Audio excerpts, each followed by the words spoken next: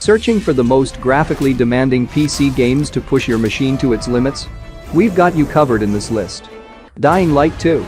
Dying Light 2 offers a unique blend of parkour-based movement, visceral first-person combat, and RPG progression, designed to keep players engaged for dozens of hours. To this point, it features a ton of improvements over the original Dying Light, while also requiring better hardware for optimal performance. As such, players can expect to need at least an RTX 2060 or RX Vega 56 GPU to get steady 60 FPS performance at 1080p on low to medium graphics settings. For reliable performance on higher ultra settings at 1440p or above, we suggest a top-of-the-line graphics card, such as an RTX 3070. Halo Infinite. Aside from voicing complaints regarding its ranking system and battle pass progression, players have been quite receptive to 343's latest addition to the Halo franchise. Halo Infinite boasts an open-world-inspired campaign along with a host of PvP modes that carry a surprisingly high barrier to entry. The game's recommended specs include an RTX 2070 or Radeon RX 5700, along with an Intel i7 or AMD equivalent, and 16GB of RAM. If you're looking to run the game on the Ultra preset and maintain consistently high frame rates, you're looking at something closer to an RTX 3070 or better GPU. Resident Evil Village. Following the interactive madhouse that was RE7, Resident Evil Village takes the survival horror franchise to new heights, with even bigger set pieces and boss fights. It also happens to be the most graphically demanding Resident Evil title on PC, especially if you're looking to use ray tracing. Furthermore, the recommended specs call for a GTX 1070 or RX 5700 to achieve 60 FPS performance at 1080p. However, anyone planning to crank up the resolution and mess around with ray tracing will need an RTX card by default. Cyberpunk 2077. While definitely not without its flaws, Cyberpunk 2077 remains to be one of the best showcases for cutting-edge PC graphics. With support for features like ray tracing, deep learning super sampling, and a wide range of other graphical settings, the game is a stress tester's paradise.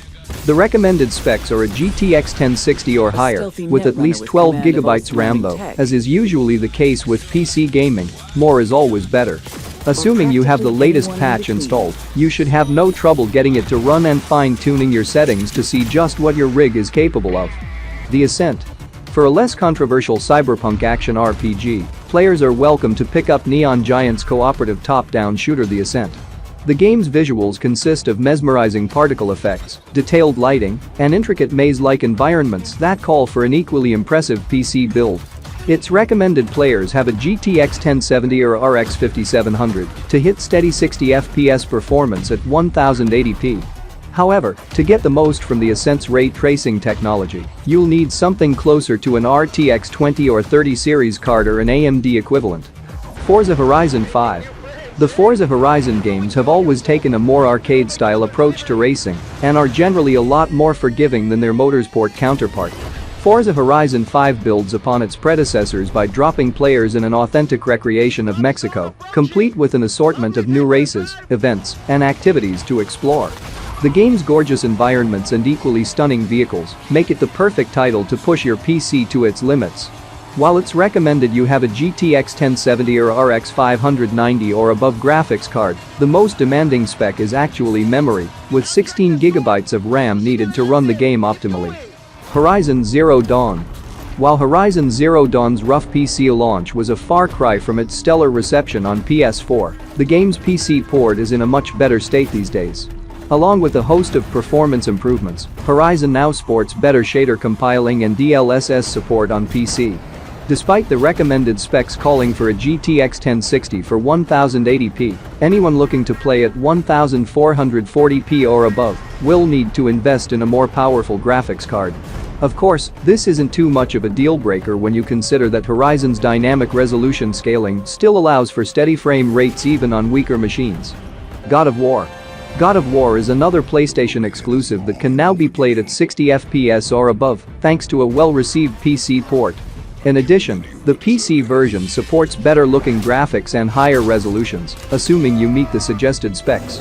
This includes a GTX 1060 or RX 570 for 1080p gameplay, with 4K 60 FPS calling for an RTX 3080 or AMD equivalent.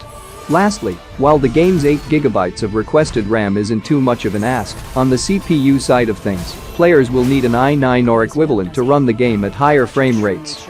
Control is notorious for having demanding graphics that can be quite taxing on mid-range machines, with even some higher-end PCs still struggling to keep up. Thankfully, there have been several updates since the game's release to scale back Control's GPU-intensive framework, requiring a GTX 1660, 1060 or Radeon RX 580 to maintain a steady 60 FPS performance. In it, you play as Jessie Faden, a woman tasked with exploring a secret government facility called the Oldest House, which just so happens to be overflowing with paranormal activity. Control combines the best parts of Metroidvanias, third-person shooters, and sci-fi storytelling to create a thrilling rollercoaster of frenetic combat and dynamic exploration. Red Dead Redemption 2. As great as Red Dead Redemption 2 runs on consoles, the PC port of the game was met with backlash at launch due to how poorly optimized it ran, even on more powerful high-end machines. While Rockstar has stepped things up in this regard, you'll want to make sure your rig is up to snuff before venturing into Red Dead 2's sprawling open world. The recommended system requirements call for NVIDIA GeForce GTX 1060 or AMD Radeon RX 480 at 6GB and 4GB, respectively. Much like Rockstar's other high-profile open-world game GTA 5, you'll want to have at least 12GB of RAM to guarantee it runs smoothly. Final Fantasy XV. Open worlds as gorgeous and lovingly handcrafted as Final Fantasy XV's usually come at the cost of needing a remarkably powerful PC in order to experience it in all its glory. And while we commend Square Enix for sticking to its vision, we wish it didn't come at the cost of needing 16GB RAM and 100GB of storage to download and run the game smoothly. Of course, many of these hurdles only apply if you're trying to play Final Fantasy XV at 4K 60 FPS, but even after lowering the game to 1080p, you may find your machine's still not up to snuff. It's recommended you have a GTX 1060 or Radeon RX 480 for the best results, but players may still run into the occasional hiccup during bigger battles with lots of enemies on screen. Assassin's Creed Valhalla. The latest entry in the Assassin's Creed franchise sees you exploring 9th century Britain from the perspective of Ivar, a Viking raider in search of a new home for their people. Similar to PC ports of previous games in the series, Valhalla's complex open world comes with the GPU price tag of needing a GTX 1060 or RX 570 to achieve optimal results. Additionally, it's recommended players have at least 8GB of available RAM, an i7-3770 or AMD equivalent, and 50GB storage, either HDD, though preferably SSD. If you meet all of the above and are still experiencing issues getting Valhalla to run properly, you may consider adjusting the game's draw distance and dynamic lighting effect. Shadow of the Tomb Raider. The third entry in the rebooted Tomb Raider franchise depicts a much darker, morally grey Lara Croft than previous installments. Therefore, it seems only fitting that Shadow of the Tomb Raider has some pretty harrowing system requirements, especially when it comes to memory consumption. The game recommends at least 16GB RAM for the best results, along with a GTX 1060, RX 480 or equivalent GPU, and an i7 4770K or Ryzen 5 1600 CPU. However, if you have any hopes of hitting consistent 60 FPS, you'll likely need a GTX 1080 at the bare minimum. And don't even get us started on the requirements for playing in 4K. Project Cars 2. If you're really looking to see what your gaming PC can do, Project Cars 2 is the perfect test case for several reasons. For one, it features photorealistic graphics as well as dynamic weather and track temperature systems that affect acceleration, handling, and braking via the LiveTrack 3.0 physics engine. It also offers several different racing modes, 140 tracks set in real-world locations, and over 180 vehicles, allowing you to experiment with different parameters.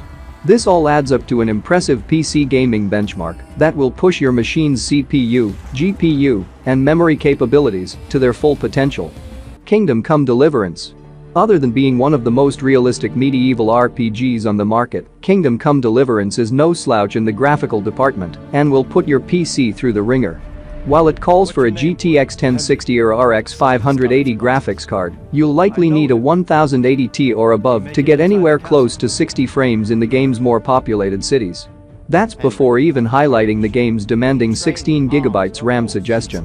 Of course, this isn't all that surprising once you realize Deliverance's Dunya engine is based on the same Crytek engine that powers the Crysis games. Far Cry 6. Another open-world title that utilizes the Crytek-based Dunya engine is Far Cry 6, much to the dismay of fans who play primarily on PC. Although this allows for more beautifully rendered environments, realistic physics, features like ray tracing, it can be tough on many mid to higher range machines. It's recommended you have a GTX 1080 or RX VEGA 64 to get steady performance at 60 FPS at 1080p or above. Add to that an Intel i7 and 16GB of RAM, and it's easy to see why Far Cry 6 deserves a spot on this list. Hitman 3. Hitman 3 wraps up IO Interactive's World of Assassination trilogy while doubling down on the franchise's immersive sim sandbox design. Once more, players reprise their role as the eponymous Hitman Agent 47 as he sets off on a globe-trotting mission to dismantle the criminal organization known as Providence. However, to get the most out of the game, you'll want to make sure to have a GPU in the ballpark of a GTX 1070 or equivalent. On top of that, the game's recommended specs call for an i7 to 4790 and a steep 16GB available RAM. Deus Ex Mankind Divided. At the time of its release, Deus Ex Mankind Divided set a new standard for PC graphics, especially if you tried running the game on its Ultra preset. Unfortunately, most of us will never get to witness such things firsthand, since meeting even the recommended settings can prove challenging for most. To start with, you'll need a GTX 970 or AMD equivalent, though ideally you're packing something closer to a GTX 1080 or above. Then there's the matter of memory consumption, a recurring trend in this list. For the best result, Mankind Divided calls for a whopping 16GB RAM. Metro Exodus. The Metro games have only improved with each entry, and Metro Exodus is by far the most impressive one to date, at least from a graphics perspective. It features larger sandbox environments than any of its predecessors, coupled with a tightly woven narrative and an addictive blend of action and stealth-based gameplay. One of the game's biggest selling points is its support for NVIDIA's ray tracing-enabled graphics cards, which greatly improve lighting effects in RTX-compatible games. It's recommended you run Metro Exodus on a GTX 1070 or above for steady performance, though to unlock ray tracing, you'll of course need an RTX 2060. Microsoft Flight Simulator. The latest iteration of Microsoft Flight Simulator harnesses data from Bing Maps in conjunction with Azure Cloud technology to generate 3D representations of real-world mountains, forests, and airports. What makes the game so demanding are the textures that get rendered in to simulate realistic terrain and bodies of water.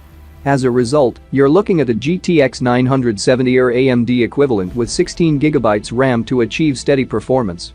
On top of that, players will need to set aside a massive 150GB of storage to house all of its map data and contents. Thanks guys for watching our video. Clicking a like button is the best way you can help us to show your appreciation. We'd really be grateful for that. Don't forget to subscribe to our channel for more videos. We'll see you guys next time.